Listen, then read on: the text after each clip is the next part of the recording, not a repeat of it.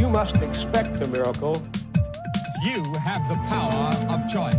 Believe on the Lord Jesus Christ. Welcome to Life Today Live. I'm Randy Robinson. Good to have you guys here today. Chat is open. If you haven't followed or subscribed, please do that now. All right. So when you ask me, when I was in an accident a few years ago and was in lots of pain when they took me to the hospital, they gave me some painkiller and they said, how are you feeling? Is the painkiller working? Well, yeah, I felt better. The pain was gone. So the painkiller it worked. When I had detached retinas and went into surgery, twice over the course of 5 years, you come out and they say, did the surgery work? Well, yeah, I can see. There's my proof. I can see. I think a lot of times when people say, prove that God exists, I go, look at this person. Radically different. It worked. See? So while you may not be able to scientifically prove it, meaning you can't do the same thing over and over and over and over, some people surgery works, some people it doesn't, some people painkiller works. My wife gets very ill, it doesn't work for her, So it won't necessarily, withstand the scrutiny of the scientific process. To me, that's great evidence when you look at something and it works. Well, today we have the power of God in someone's life that works, and I'm excited to bring it to you. My guest's name is Michael McElveen. He has a new book, and it tells his story. And I think the drop date is tomorrow. But yes, sir. Is that right? Yeah, okay. So this book comes out tomorrow. So you go pre-order right now. But my gosh, so this is brand new. It's called Dying for Purpose, and there's some play on the words going on there. You're going to hear the great story. So, Micah, it's an honor to have you on Life Today Live. I'm glad to be with you, brother. So we've got the book. We've got an ocean background. I did that on purpose. You can't see that. There's some things going on here. I'm just going to turn it over to you because you have such one of those stories that is, people can hear it. So tell us your story. Well, it really starts with me wanting to do me, right? We live in a culture that says just do you, and I was all into me. If I had to sum up my goals for my life, I would use two words, assets and accolades. So I wanted the money, the dough, right? But I wanted the fame to go with it, and ball was my ticket. So loved playing ball, played quarterback, free safety, pitch, played shortstop. Played point guard. I wanted to be a light-skinned Deion Sanders, right? I mean, prime time +1, go pro in 3. But it was all about me. And my father came up to me after practice. He was athletic director, head football coach, and he said, "Son, life isn't about a game. God's made you on purpose for His purpose, and success is selling out to His plan for your life." And I got to be honest with you, that statement that was true, was good. It actually crystallized an internal tension because I wanted Jesus to be Savior, but me be Lord, and I wanted to captain the ship. And so big football game coming up. I'm wrestling with God. 2 a.m. I get up and I say, "God, this is my life. Leave me alone." And I put God in a spot where in order to get me walking on the plan and the path He had for me, something needed to change. Something had to break. And it sure enough did. Yeah, that another play on words. You like wordplay, don't you? What broke and how did it break? Yes, yeah, so that was kind of the context for the situation. And a few days later, we go down to catch some waves. I'd picked up surfing out on the West Coast, out in California, Imperial Beach. Loved riding waves. We lived out there. My father coached out there. We had now moved to Florida, and I don't know if you know this, but there's this big pond. It's like a placid lake. They call it the Gulf of Mexico. Right. And so the only time you could ride waves in that pond was when the hurricanes would kick up surf. Mm-hmm. So a storm system formed. My brother and I were like, "Hey, this would be great. Let's go down and ride some waves." We get down there, we're racing, trying to see who can get to the water first. I'm running down the beach as fast as I can, and I throw my body into this big breaker. This wave is just before it hits the beach. And when I hit the water, like something happened. It was like a shock just raced through my body. And instinctively, I knew to lay still, like something was off. But the momentum of the wave kind of carried me through the water. And I remember being groggy, like face down, and the wave rolls me over. And I can see the surface. I can see the air. When I tried to get up, my body wouldn't work. Panic just races through my veins. My lungs begin to scream for breath. There's nothing I can do. In a last-ditch effort, I put my lips together, but instead of catching air, I caught water, and I passed out. So my brother, he saw me dive in. He thinks nothing's wrong. He goes to get the football. He's waiting for me to come out. A few moments later, he walks down to the place where I dove in, and he looks out in the water. Nothing. He can't find me. Yeah. So he actually thinks I'm playing a joke, and he leaves, and he goes to look in the bushes, and every moment that passes, I'm drowning. How long do you know about how long you were under? So they estimate about 5 to 7 minutes. My parents had, dropped us off, parked the car. They came down, found my brother frantically searching, and they joined the search. And a mother's worst nightmare. My mom hit the beach and just began to scream, "God, don't take my son." 5 to 7 minutes from the time I dove in, they saw a stranger. He was waist deep. He was in a slack pool of water, about 150 yards down the beach. Oh, wow. And he was lifting a hand on a corpse, and they knew it was me. So 150 yards down the beach that quick, there was quite, I guess, with a hurricane, obviously, but there was some kind of current moving you quickly.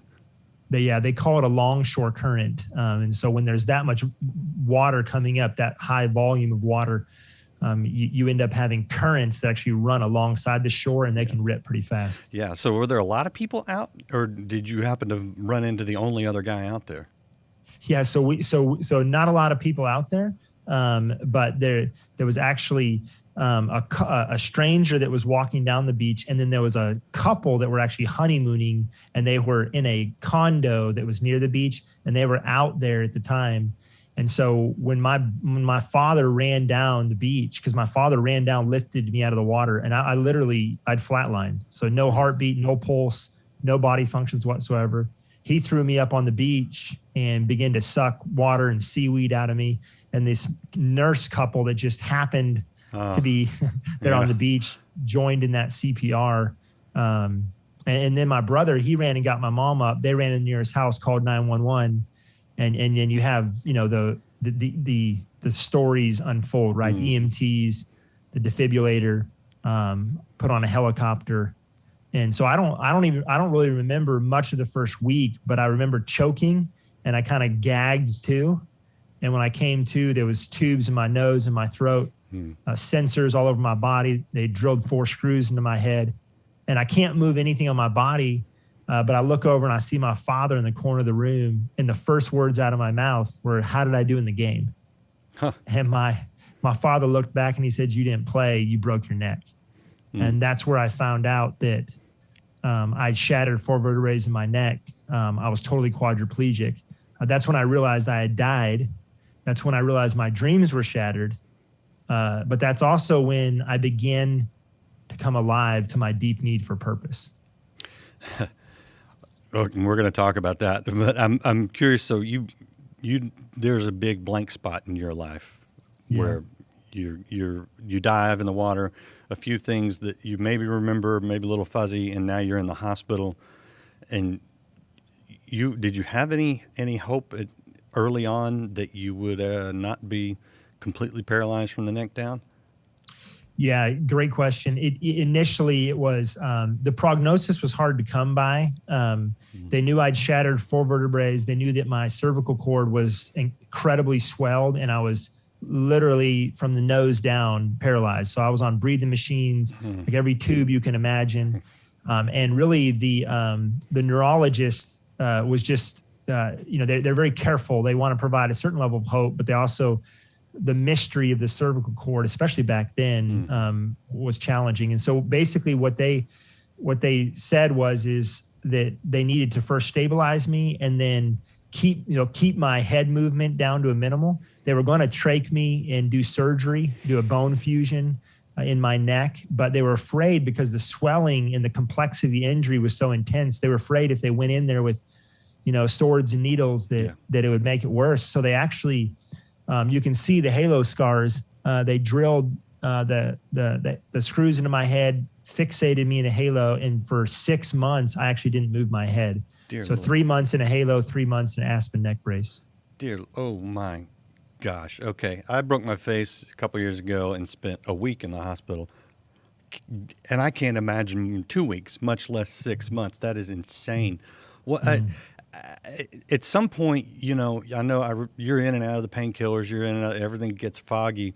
When you had some clarity, what was going through your head?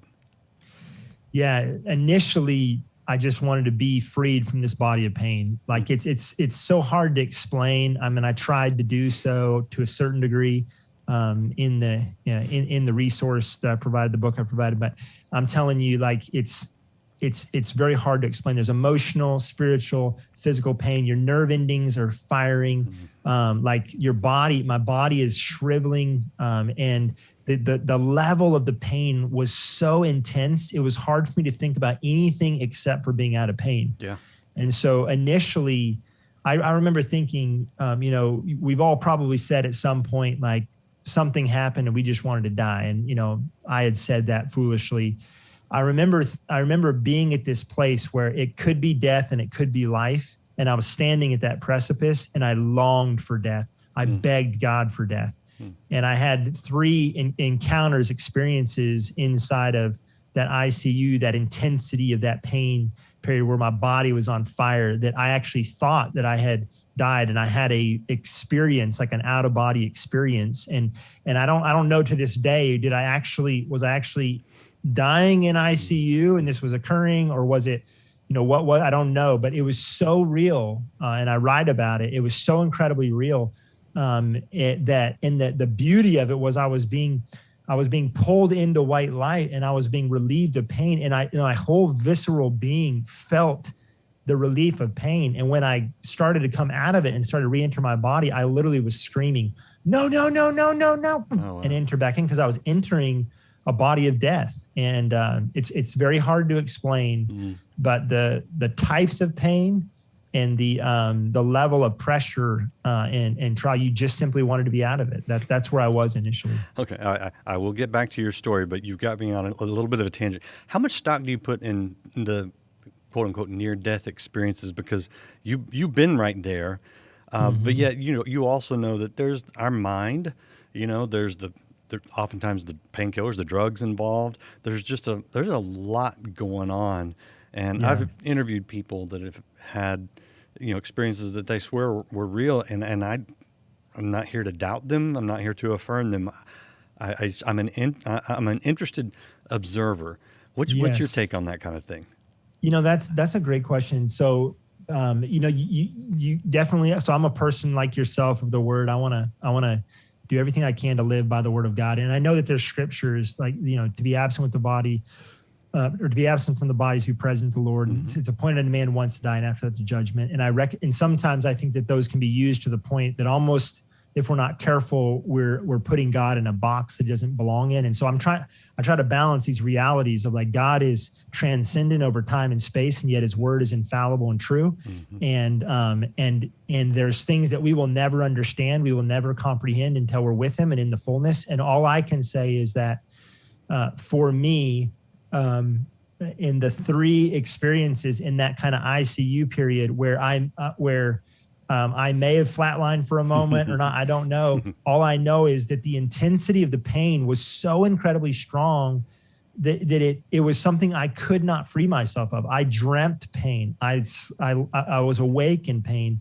And when those encounters happened where I had in my conscious mind died, once I was shot in the head, once I was electrocuted by a lamppost, once I died in a wreck, and in my mind, like I literally went through death, and I could see myself coming out of my body. And so without recounting those, I think to get to your question, there's mystery. I lean on the word, and part of leaning on the word is the reality that the God who spoke the word, he is transcendent and powerful, and we're just not going to ever put him in a box. And so I don't, maybe like you, I'm cautious to a degree, but at the same time, like, I'm not discounting. He can do anything, and so yeah. God can do whatever God wants to do. That's the bottom exactly. line. But so there's a lot of words to get to that central point. God can do what He wants, and I don't discount people's authentic experiences. There's movement there. Yeah, and I think you look at the fruit. So you talk about those in the book, Dying for Purpose. So if anybody's like, okay, I want to know more about that, pick up the book. It's available tomorrow. December 10th is when it drops. So you can go pre-order it now. I'm guessing they're pretty good about that. So were you bargaining with God in the hospital? Were you repenting? What was your conversation with God while you're 6 months in that halo? Yeah, mixed. Days when I'm begging to go, days when I'm begging to go back. Just this sense of regret, wanting to be back on the gridiron, back on the court, want my friends back, wanting, the pain to be gone. Days that I begin to start to look forward a little bit. And it's interesting that you use a bargain with God because that actually did happen. And I got to a point where just torn between this reality that He had obviously kept me here, and I wanted to lean into that. But this place in the middle of, I still could see Egypt, and it just felt better than where I was at, right? So I was looking back and forth at the same time. And I remember in Tampa General Hospital, looking out, I could see out of my room across the ocean and just seeing this vastness and kind of thinking of my own life. Like, I don't want to be in a wheelchair forever. I don't want to be in this situation. But I just remember saying to God, God, if you will let me touch my face, I will never ask for anything again. And the reality is, when you can't scratch your nose, it's a torture chamber, right? And so I don't mean to be in any way inappropriate on the show, but suffice it to say, people are wiping my tail, and anything we do for ourselves, somebody was doing for me. And there was a humiliating side of that. I was thankful for help, but here's this confident, self-willed, I'm going to go be a light-skinned Deion Sanders, prideful young guy. And now, like, I can't touch my toes. I can't wipe my rear end. I can't shower myself. And when I have an itch on my face, I lay there until a nurse will come in. I can beg her to touch it. So I literally laying there one day just said, God, all I'm asking for, if you've kept me here, if you're keeping me on earth, then all I'm asking for is, please, if you let me touch my face, and that's my greatest wish. So I went from that kid that was dreaming of ESPN to one thing I ask, oh Lord, just please let me touch my face. What all was God doing in your heart, though? Obviously, we at least understand, not firsthand, but we get the idea that, you were in a horrible physical state. But what was God doing spiritually in you? He was doing some good work, some hard work, right? There's some tilling before those crops come up. The kernel of wheat has to fall into the soil and die before it produces life. And so there was definitely a tilling and a dying that was occurring. But I think some of the main themes, He was teaching me what was always true. So there's the fallacy of thinking that we are independent, that we are self-sufficient. At the end of the day, it doesn't take a rocket scientist, right? Like, we can't manufacture breath. Everything I do on a daily basis, I am being sustained by forces outside myself. And yet, for a prideful young man, I was functioning if, I've got it under control. I'm a self-made man. Well, there's no such thing. The sovereign God of the universe sustains the breath I breathe. And if at any moment He chooses to vary to 1 degree, I'm a goner. And so there was a sense of like a humbling and you are sovereign. You are God. You do hold the world in your hands, and I'm a part of that. So there was a breaking and an opening to the beauty of those realities. There was also like a sense of gratitude that started coming in. The truth of the matter is He didn't owe me anything. If I came into this world and all I could do is drink out of a feeding tube, it's more than what I earned. And yet He had given me so much. and I was ungrateful for what he had. All I wanted was more for me. So those were a few of the themes. Yeah. He was shaping me. Yeah. All right. So I want to get to the last 25 years and the formation of what is very interestingly called Vapor Ministries. I think we get that. But before I move on to that, give us the short version, if you can, of the physical side of things, because you've got you regained some physical control. Absolutely. So by the grace of God, a mixture of just straight up miraculous healing, and then healing in the process that he put into our bodies, and then healers, great physicians and folks around me. The first thing I could move on my body was my right big toe. Oh. So like I was total quad, and it was like, and that day that my toe, when I moved my toe, it was a celebration. And like you thought we won the Super Bowl. Yeah. And so the highlights would be, I was in a halo for 3 months, Aspen neck brace for 3 months. I was in hospital for about 2.5 months, rehab for the better part of a couple years. And slowly he began to give me more and more back, to the point where I actually was able to play college soccer, which is a whole nother story. Wow. But so today I have about 30% of my left arm. So I have some paralysis here, about 40% of my right arm. So if you were to see me with my shirt off, which you wouldn't want to do, I've got really skinny, bony shoulders. But man, my wife loves me, and she's cool with my my bony arms. And so I'm good to go, man. God has given me so much, and I'm so incredibly grateful. So, okay. I'm curious about this because I have some residual damage from some things in the past too. And I mean, they're with me every day. I don't think about them, but people ask sometimes, oh, well, how do you deal with that? And I'm like, I'm just grateful for everything I've got. Yes. Do you find that even though you're not 100% of what you once were, like we are not 100% of what we once were, that you're just so grateful for what you do have that it kind of doesn't matter? I mean, I don't know. Is that the right way to look at it? How do you look at it? I'm with you. I wasn't that way. And God reminded me of something. And so about high school, so about pushing up towards my sophomore, junior year of high school, God had given me a lot back. And I was ungrateful, continued to be ungrateful. I couldn't play at the highest level. I couldn't play basketball. And I had one day in particular where my brother had come into the room, and he found me. I was actually crying on the bed, and he came and said, "Are you crying?" And of course I was like, no, I ain't crying. Like, get out of here. And I laid there in the bed for a moment. I was looking at the roof, and it was like God transported me back to the hospital when I made that bargain with him. It was like I was there again. And I was saying, if you let me touch my face. And I just remember having a supernatural experience with the Lord. And I just looked at him and said, you have given me everything I asked for, and so much more. I can take care of myself. I'm eating, I'm going to school, I'm self-sufficient. And I just remember then just saying, God, change my heart, because I want to continue to ask from you. He's a healer. He's a miracle worker. Let's make no mistake about that. But at the same time, he is not a genie, right? And he's not marching at my beckoning order.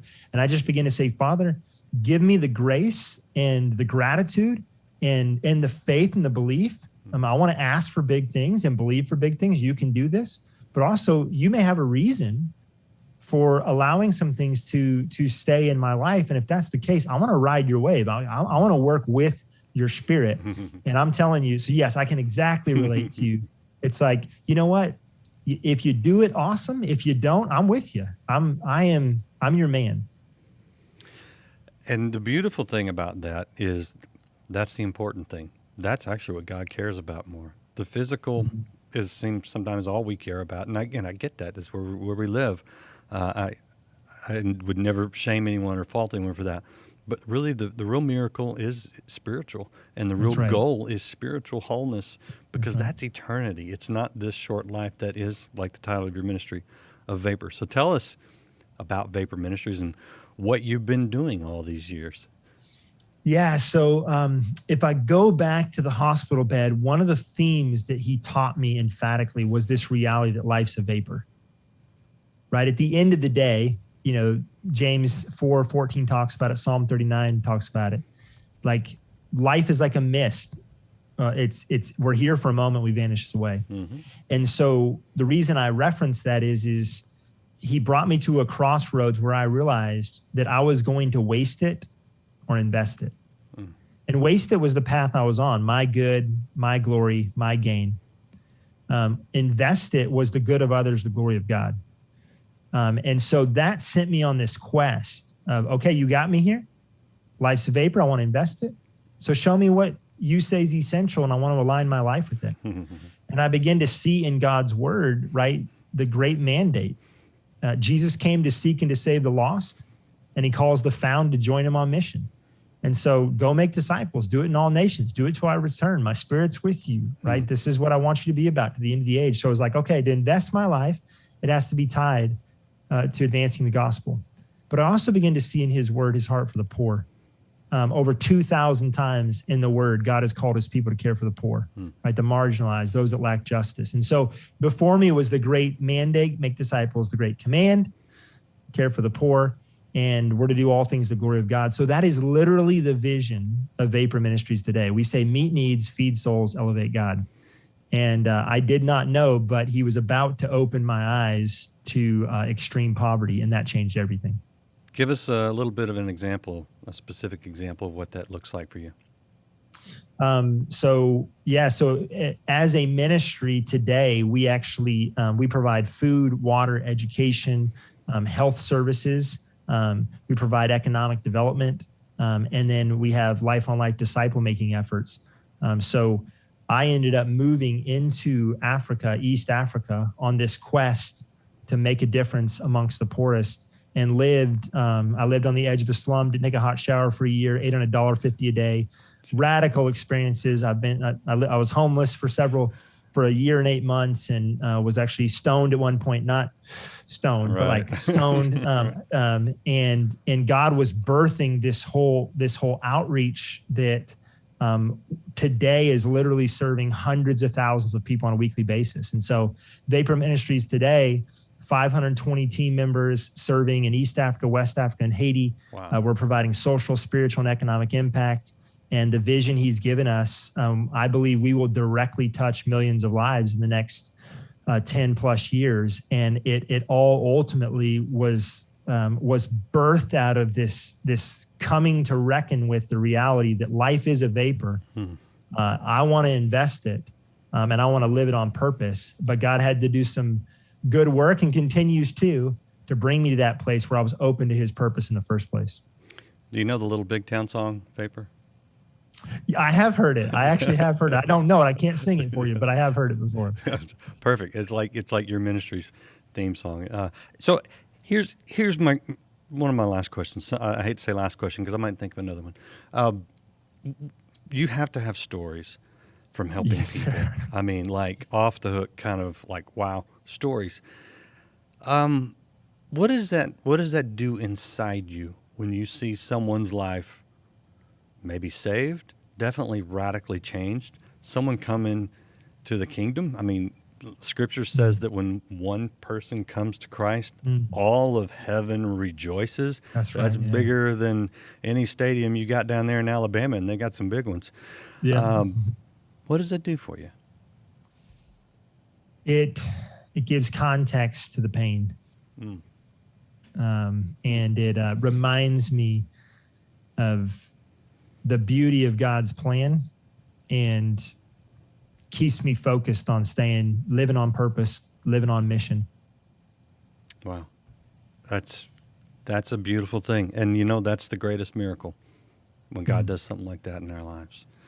All right. The book is Dying on Purpose. You can get it now. Dying for Purpose. Dying. I said Dying on Purpose. Completely different book. There actually is a book called Dying on Purpose, so you don't want to confuse. This one's Dying for Purpose. Okay, and we certainly different meaning. Dying for Purpose. That's right.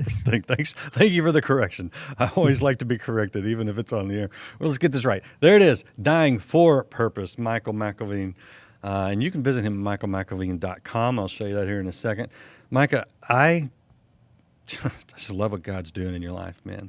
And Thanks, so appreciate you dedicating the life that God has given you, which He's given all of us, but you get it probably in a way more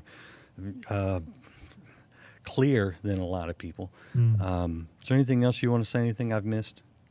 Thank you so much for all that y'all are doing. Love to see people advocating for Jesus and his work around the world. Man, yeah, well, I feel small next to you sometimes, but that's just because it's the Jesus in you, and I love it. So thank you. Thank you, brother. Appreciate all you guys out there watching. Be sure to check out the book, Dying for Purpose, and check out Micah's website. I put that in the chat, and I'll show it to you here as we say goodbye. And join us again tomorrow. Next week, we got lots more great guests here on Life Today. Like, subscribe, follow, all those good things. We'll see you again next time here on Life Today Live. They will find no drought in God's ever-flowing and abundant springs of grace.